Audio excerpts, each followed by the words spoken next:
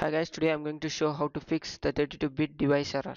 Usually this error is occur you're not running the Roblox on 64-bit operating system architecture, and also the corrupted game files or the software in the PC that is altering the Roblox game files such as shaders. To fix, just enter into the system information.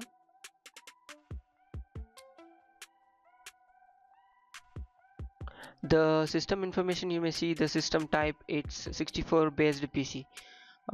If it's not 64 based PC, you need to upgrade it to 64 based PC to solve the error. And then just enter into your settings and check whether the Windows update is working perfectly. Yeah, if it's not, just download and install the updates.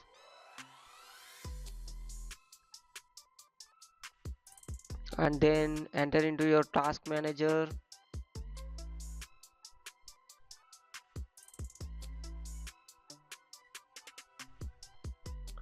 If in case, check whether the Roblox is running on your background.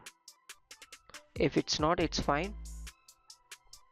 If in case it's running, please end the task and try to open your Roblox game using the Microsoft Store.